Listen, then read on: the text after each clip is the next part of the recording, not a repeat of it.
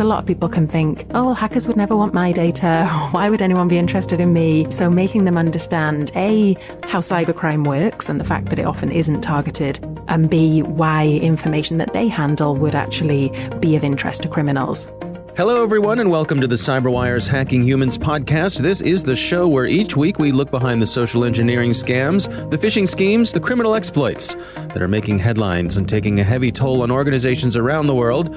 I'm Dave Bittner from the CyberWire, and joining me is Joe Kerrigan from the Johns Hopkins University Information Security Institute. Hello, Joe. Hi, Dave. We've got some fun stories to share. Later in the show, Carol Theriault returns. She's got an interview with Jessica Barker from Sygenta. They're going to be telling us all about proper ways to train your employees. But first, we've got a quick word from our sponsors at KnowBe4. So, what's a con game? It's fraud that works by getting the victim to misplace their confidence in the con artist. In the world of security, we call confidence tricks social engineering. And as our sponsors at KnowBe4 can tell you, hacking the human is how organizations get compromised. What are some of the ways organizations are victimized by social engineering? We'll find out later in the show. And we are back with some interesting stories to share. Joe, I'm going to kick things off this week. Ransomware, of course, is a popular way for bad guys to make money. It's a great way to monetize hacking. Yeah. It's actually fallen off in popularity in the past year or so. And a big reason for that is that folks have gotten better at having backups of their data. So the ransomware is not as effective. People can restore their backups. But there's a story from CSO Online about protecting backups from ransomware. And there's some good stuff in here. First of all, you want to have multiple backups. Right. There's an old saying that one is none. Right. Now, if you only have one backup, you might as well have no backups. I will tell you the first thing of computing that I learned from one of my early mentors, a man by the name of Jeff Russell, who was the guy that operated the computer lab at Frostburg State University back in the 90s. And he said the first 4 rules of computing are backup, backup, backup, and backup. Right. Some good stuff to dig in here with. I mean, first of all, you need to back up in more than one location. Yes. So if you have a physical backup, let's say a hard drive sitting next to your computer, well, it's probably a good idea to have one in the cloud as well. Exactly. Or off at a distant location. Like maybe if you have family members, you can just say, here, just hold on to this hard drive for me. They do that as well. Regularly take something home, stick it in a safe place in the house, a safe or just even under the stairs, right. Some place cool and dry. So if there's a fire at the physical location, then you have a backup. Correct. But there were some interesting things in here that I hadn't really considered before. One of the things they pointed out in this article is the importance of giving your backups different credentials than your regular system. Because more and more, as the ransomware grows more sophisticated, the folks who are writing the ransomware, they're going after your backups as well. Right.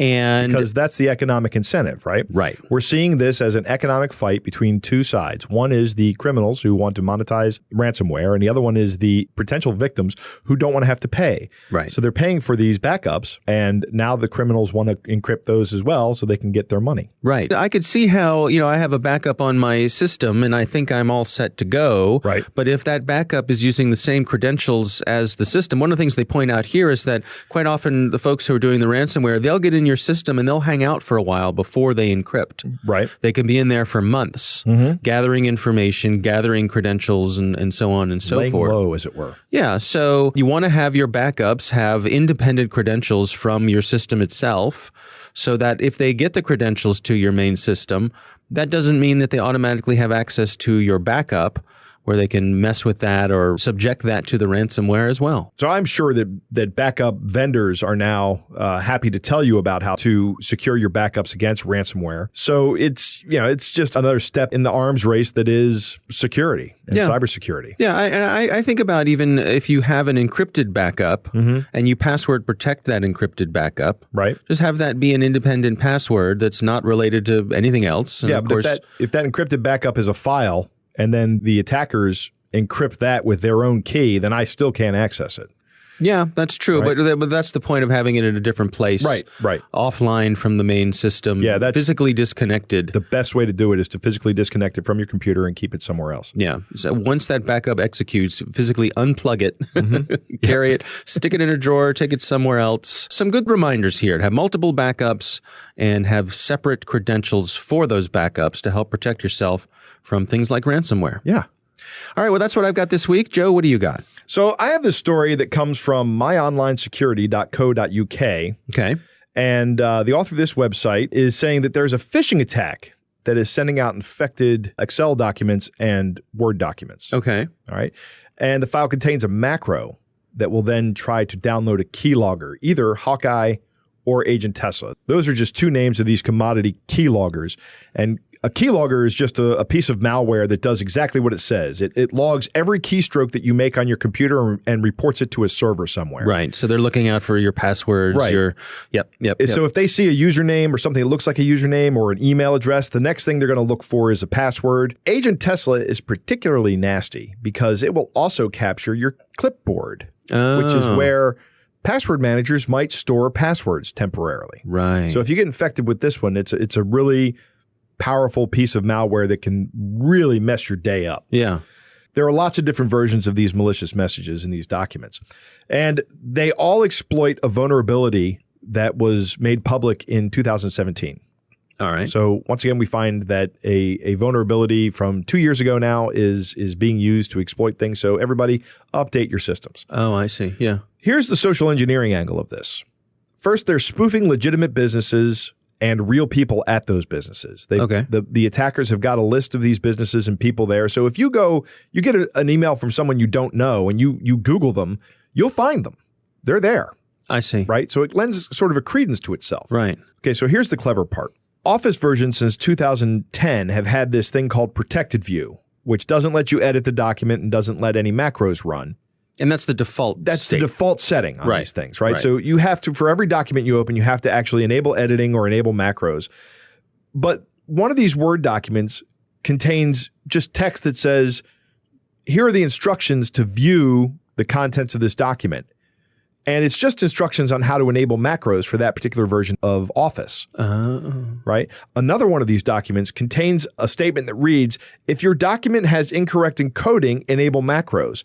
And then it has a bunch of gibberish after it to make you think that your document has incorrect encoding. So you open up the document, right? And in both of these cases, it's pretending like there's something that you want to view that you can't view until you enable the macros. Correct. So that's where the social engineering happens on this, happens in the document. And they're trying to be helpful. They're trying to be helpful, exactly. Right. So the site says, and I agree with this, never, ever, ever enable macros on something. Yeah. Just don't do it. There's no reason for anybody to send you a document that has macros enabled. I guess there's probably some business reason that somebody's going to come up and say, but generally speaking, an unsolicited document should never have macros enabled. Well, it's a red flag. It's a red flag, exactly. If somebody sends you something that has macros enabled, then you know that's a red flag. Right. Don't be extra suspicious. Yep. Yes. There are very few. I don't recall ever needing to enable macros in any document ever in the decades I've been using those kinds of things. Nor can I. Yeah. Like you said, I'm sure they're out there. Yep. And I'm sure our listeners will let us know. But yeah, just don't do it. All right. It's a good story. Interesting stuff. It's time to move on to our catch of the day. This week's catch of the day comes to us from a listener, a particular listener, friend of the show. Yep. Do we want to say who he is? He's a super listener, Chad. Super listener Chad sent us this.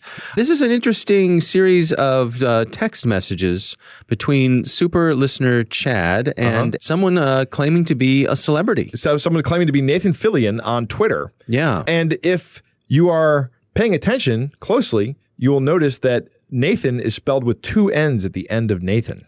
I see. Which is the actual Twitter handle is Nathan Fillion with two N's at the end of Nathan. So it's actually a very well spoofed account. It has the same picture that Nathan Fillion has on his actual Twitter account. It is not a verified Twitter account, though. Okay. Well, let's read through this. I will play the part of the celebrity. Okay, and I'll be Chad. You can be Chad. Here we go. Thanks for liking my page and all the support you've given me through all these years. I hope you never stop watching my movies. How long have you been a fan? Since Firefly. but I've enjoyed a lot of your work. Some of my other favorites are probably Captain Hammer from Dr. Horrible and Castle. I also liked your role on Santa Clarita Diet, and I'm really enjoying The Rookie. That's great.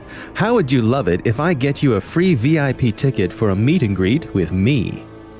That would be great, but I live in Ohio. Not sure when I could make it out to California.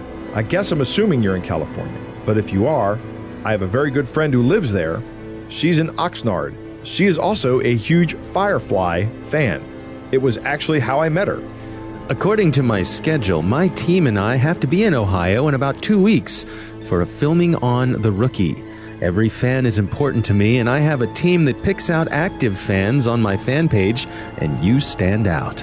I want to use this medium to extend a hand of personal friendship. Wow, that's awesome. I would love to meet in person. Where are you going to be in Ohio? I will be at Custer. I would love us to keep in touch, but I'm afraid you might give out my number if I handed it to you. Not a problem. I understand. You can always reach me here. Wait, Custer, Ohio? Are you sure that's right? Yes, that's right. I barely come on here. Is your phone number private and secure? Yes, it sure is. Do you have WhatsApp? No, sorry. It's okay.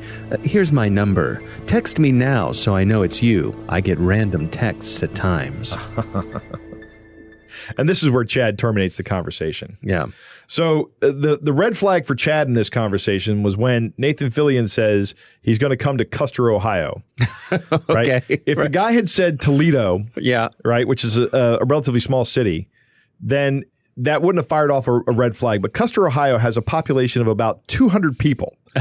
Why would Nathan Fillion be going to Custer, Ohio? Yeah. Interesting. So that's what tipped him off. And that's when Chad noticed that the account wasn't verified and that the account handle has an extra N in it. But an interesting thing here, because I don't know if you've ever had the pleasure of interacting with someone you admire online, with some sort of celebrity. It is a thrill. You know, it is absolutely a thrill for someone you have been a fan of or admired. And so the point here is that it's easy to get caught up in that thrill and be taken down a path when you think you're dealing with someone that you admire, someone you're a fan of. Yeah. It's one of those disarming things that short circuits our thinking. Right. And it's what these social engineers do. It's why they use these fake accounts. Yeah. Now, it's interesting. I wonder how they sort of focused in on Chad's location. I wonder if there's any location information or something, or just the fact that he said he was from Ohio. You know, they just randomly picked a location on a map. But good for Chad for sniffing this out and not going down this path. You could see how lots of people could come down this path. Absolutely. Yeah. Absolutely. A less astute listener would have sent the text, and then they have your phone number, and then God only knows what happens next. Yeah. All right. Well, thanks to Chad for sending that in. That is our catch of the day. Coming up next, we've got Carole Theriault with her interview with Jessica Barker from Sygenta. But before we get to that, a message from our sponsors, KnowBe4. And now we return to our sponsor's question about forms of social engineering. KnowBe4 will tell you that where there's human contact, there can be con games. It's important to build the kind of security culture in which your employees are enabled to make smart security decisions. To do that, they need to recognize phishing emails, of course, but they also need to understand that they can be hooked by voice calls. This is known as vishing, or by SMS texts, which people call smishing. See how your security culture stacks up against KnowBe4's free test. Get it at knowbe4.com/fishtest. That's knowbe4.com/fishtest. Carole Theriault is back. She has an interview with Dr. Jessica Barker from Sygenta. They're going to talk about training and specifically ways to get your team on board to be trained. Today, I'm diving into cybersecurity training. Basically, if you work online, I wouldn't be surprised if your boss announces you are attending a mandatory cyber class this year. Having employees able to spot cyber traps that bypass technology lowers a company's overall exposure to threats. That's a win. But how do you get employees on board?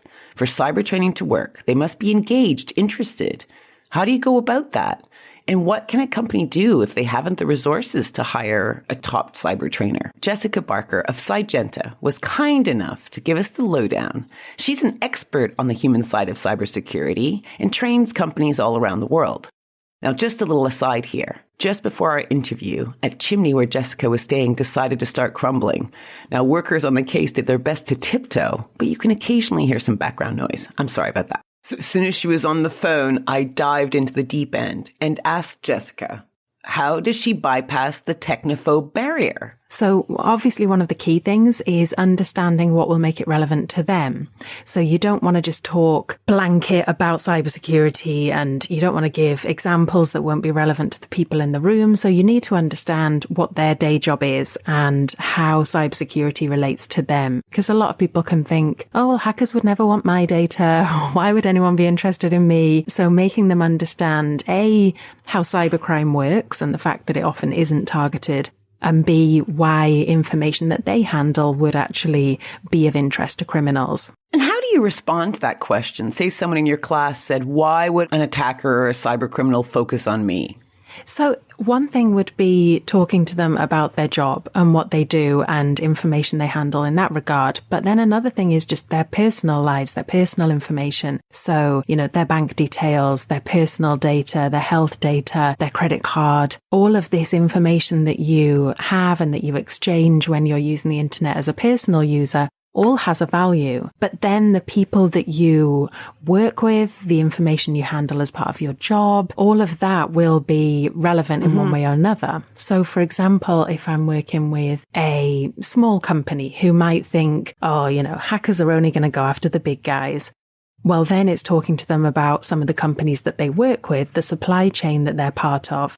And I might share examples. Target would be the obvious one, where a third-party supplier, there it was the air conditioning company, that was hacked to get into the bigger company.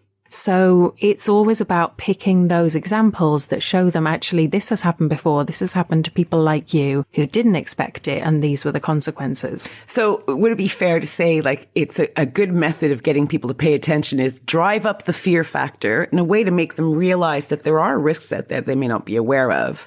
Yeah, I wouldn't see it as driving up the fear factor. I would see it as just opening their eyes to show them the reality of this does actually happen without wanting to terrify them or scare them unnecessarily, but just showing them, okay, this is the reality that we're living in and these are the consequences that it has. And then moving on to this is how it works. So for a lot of people, they hear about a cyber attack, they hear about phishing emails, whatever it might be, but it's very intangible. And for a lot of people, they don't understand how any of that works. So then doing demos, like showing them this is what happens on the attacker and the victim side. For example, if you click on a link in a spear phishing email. Right. And then their eyes are opened as to oh, okay, now I get it. Now I see. So your job is to have people who don't follow best practice to understand the point of following best practice when it comes to cybersecurity. Would that be fair? Yeah, exactly. It's about making sure, on one level, working with the organization to make sure that the best practices are there, that they're communicated, that they're logical, but they're proportionate. But then also helping to communicate those to people as to why the policy says to have good passwords or be careful about the links you click on or this, that, and the other. But do people ever ask you about what can the company take from me? So more of a privacy agenda, for example. Do they kind of say things like, can the company read my emails if I send them from my work email or from my work computer? Yeah, it's rare, to be honest. You would expect that question to come up more, but people don't ask that so much. People have in the past where they've kind of said, how much can I be doing personal stuff on my laptop or whatever it might be? But I think either people know not to or people don't even consider it. I don't think there's many people in the middle, if that makes sense. And I think the other thing is people maybe don't want to ask the question. That's fair. Because I suspect people think, oh, if I'm using my personal Gmail on my work laptop, there's no way they could see what I was writing. Yeah. Right? And the answer is really no, guys out there. Yes. Yeah. I think a lot of people probably don't even consider it. But they also don't want to ask the question because they don't want to admit that they're doing personal stuff at work. Yeah, secret. We all do, guys. Yeah. So another question for you. Do you think that the Russia hacking news scandal and the Facebook exposing less than desirable working ethics has impacted how people see cybersecurity and social engineering? Yeah, I do think it has actually. I think what we've seen over the last couple of years is things like, the stories around Russia with the Facebook scandals, with just the kind of rolling news of cyber attacks and data breaches, and constantly hearing about, TalkTalk and other big breaches and incidents, WannaCry, things that have really hit the headlines, have massively driven home cybersecurity in general. And then some of them, because they've been focused on social engineering, has really raised the awareness levels around the human side and the fact that this isn't all technical. Are you finding that companies are basically going, gee, we really need to pay attention to this, because if this is happening on a personal level in terms of things like Facebook, we are more at risk? And I've heard lots of numbers bandied around about how many threats actually have a social engineering component to the attack. So I've seen numbers as high as 90%. So it makes me think that people see employees as a significant risk to their company. Yeah, I think that's really changed in the last few years as well. I've been working in cybersecurity and with this focus for about 8 years. And when I started out, I would have to really explain to people in the industry what I did. A lot of people wouldn't get, why are you focusing on the human side? Like, what does that even mean? Whereas now everybody gets it. And, I don't really get that question anymore of like, well, what do you actually do? What does the human side mean? So that's massively changed in the last couple of years. And also more and more companies that want to do something around it. Some are very mature and will know exactly what they want to do around awareness, behavior, culture. Others will come to us and they'll say, we know we need to do something on the human side, but like, where do we even start? What does that look like for a company like us? That's great, because that was my next question. How does company A, how do they know they're going to be investing in someone good? What are some tips, I guess, on finding a good cyber training consultant to help you? Yeah, it's a difficult one because it's not as defined, I think, and there's not been as much focus in the industry as to working on the human side. So it can be, I think, a little bit confusing for companies that want to, for example, focus on their awareness, the behavior, the culture. So we get a lot of word of mouth recommendations. We'll have done something for one company, they recommend us to others. And so that's often, I think, how it works in this industry. Yeah. A lot is based on trust and on your network. One thing is, talking to companies and finding out what is their approach and seeing if it's aligned with where you want to be. So thinking about, your company, what it looks like, thinking about what is going to be most effective for the culture, and then going out to companies out there and seeing what are their offerings. And if you might be interested in a cultural assessment to see actually what's going on here. We might, as an InfoSec team, think we know what some of the issues are, but actually what are levels of awareness like? What are people's values around cybersecurity? Are they reading the policy? Do they pay any attention to training? Answering some of those questions can then be really helpful to go on and do an awareness campaign to understand, okay, how are we going to target our awareness messages and what do we want to get out of it? What behaviors do we want to see improve in the next year, 3 years, 5 years? I mean, I'd love if all companies did that, but I suspect mostly it'll be mid to large companies that have the resources and the capacity to think that strategically.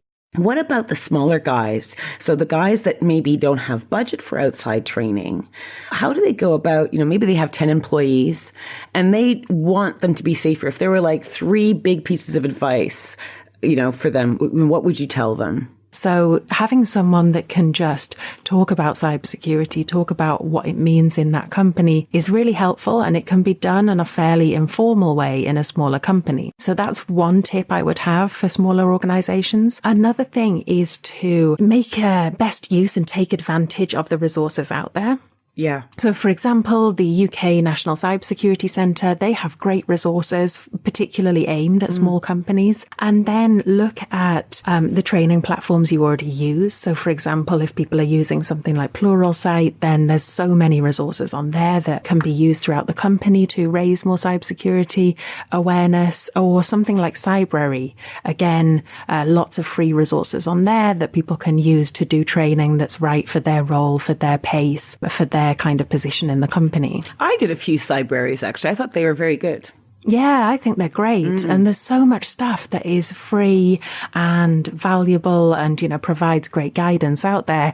It's just a case of someone taking the responsibility to find it and share it with people and check that it's good enough for people to use. So maybe smaller companies would be wise to, in 2019, to allow an employee that might be interested in technology to take half a day a week to go and learn and study and provide tips to the company. And even if they did that for 3 months, right, they would be at a much better cyber, place in terms of best practices than they are today. I think that would be true for most companies out there that are small. That would be amazing. And then, of course, there's loads of local events and conferences and things happening, like B-Sides or the DEF CON local groups, which are usually either free or really low cost. So if a small company can give someone a little bit of time to develop their interest and go along to a free event or a local conference and networking event where they'll maybe learn a bit more, make some good contacts, which the company could maybe make use of if they need to,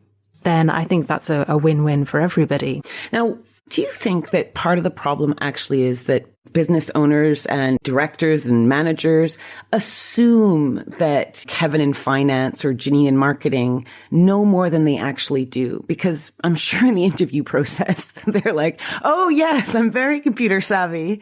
I know all the programs. I think this is partly sometimes down to the culture we have around not just cybersecurity, but technology in general, where people can feel that they don't want to be exposed as not knowing as much as they should, and they don't want to be the one asking the stupid question. So if the InfoSec team go in and do a presentation, do a training session, and then they'll say, does anyone have any questions? People don't necessarily want to be the one to put their hand up and say, yeah, that didn't make sense to me at all. Yeah. Just because people are nodding doesn't mean they've actually taken in everything you've said. That's very And this is an issue we have in the industry, where we've seen people who are really super technical and, absolutely fantastic at the technical side of cybersecurity, but maybe don't know, have never learnt, have never been taught how to communicate that stuff. And then suddenly they might find that they're being made responsible for doing awareness raising training, but they don't know how to do that. They know what they want to communicate, but they don't know how to do so in a way that is actually engaging and effective and will get people to listen to them and go away and change their behaviors. Well, I think if they've listened to this episode, I think they will be on the march towards changing their behaviors. This is what we're trying to do. Dr. Jessica Barker from Sygenta, a pleasure as always speaking with you. Likewise. Thanks, Carol. All right, interesting stuff. Thanks again to Carol Theriault for producing that story for us. Jessica Barker, of course, really knows her stuff, and happy to have her on the show as well. Yeah, I thought that was a very, very good interview. The one thing that I actually got a little bit triggered on here, Dave, is the age-old question of why would an attacker target me? Yeah. This is one that really irritates me. Okay. Everybody needs to understand that you have something of value to an attacker. Mm-hmm. It may not be of much value, but these people are doing this en masse and they're automating things. It's of value to them. You're good enough. Right. You're smart enough. And doggone it, people want to hack you. Right? People want to hack you. Hackers don't just go after the big companies. They target the smaller companies because they are easier to attack. They don't have the huge defense budgets. Yeah. Right? There is a great Black Hat video out there. If you just Google how the feds caught Russian mega carder Roman Seleznev, Seleznev. Yeah. Then you can watch that video and you can watch how this guy targeted small businesses, infected their machines, and stole credit card information from them. One of these businesses actually went out of business as a result of this. Shut down. Yeah. Gone. Yeah. Because they got sued by so many card holders that they just couldn't survive under the weight of those lawsuits and they had to close. Right. So, yeah, small businesses should care about this. Everybody should care about this. I want to say that both Carol and Jessica recommended Cybrary, which is a great resource headquartered right here in the great state of Maryland. Yes. Yep. So if you want to check that out for getting training for people in small business, the training is all free video-based training. There is some premium training that you have to pay for, but most of it's free and an excellent resource. And finally, the one thing I wanted to touch on here is that bridging the gap between technical people and non-technical people has always been a really big issue in this field, right? Early on in my days as a software engineer, or actually not even a software engineer, just a developer, I had a manager tell me, you need to get better at communicating with the users, right? Because they don't this was during the requirements, and we were doing an iterative process, and we were gathering requirements very frequently. So you have to be able to speak the language. The communication skills are absolutely essential. And when it comes to going to communicating cybersecurity information or best practices or whatever, you really need to have your communication processes. You need to have good communication skills here.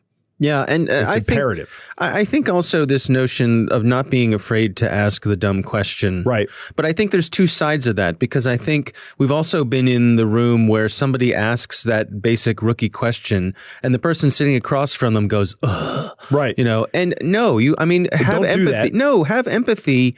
And for the person answering that question, reinforce it and say, I'm really glad you asked that question because it's really important that everyone understands that. Right. That's a good question. Yeah, I'm sure some people probably know all about that, but just in case you don't, let's do a refresher on that. When somebody asks a basic question, that means that the speaker has made an incorrect assumption about the audience. Right? Yeah, that's a good point. Yep. That's a good point. So just to have some empathy for those people, and don't be afraid to ask that question. It's actually, to me, I think that's an empowering thing to have. It's a sign of confidence to be able to ask that. What is a dumb question, right? What you're afraid people might perceive as a dumb question, because it's not. If you're wondering, chances are there's somebody else in the room who's wondering the same thing. Absolutely. All right. Well, that is our show this week. Thanks to everyone for listening. And of course, thanks to our sponsors at KnowBe4. They are the social engineering experts and the pioneers of new school security awareness training. Be sure to take advantage of their free phishing test, which you can find at knowbe4.com/phish test. Think of KnowBe4 for your security training. Thanks to the Johns Hopkins University Information Security Institute for their participation. You can learn more at isi.jhu.edu. The Hacking Humans podcast is proudly produced in Maryland at the startup studios of Data Tribe, where they're co-building the next generation of cybersecurity teams and technologies. Our coordinating producer is Jennifer Iben. Our editor is John Petrick. Technical editor is Chris Russell. Executive editor is Peter Kilpie. I'm Dave Bittner. And I'm Joe Kerrigan. Thanks for listening.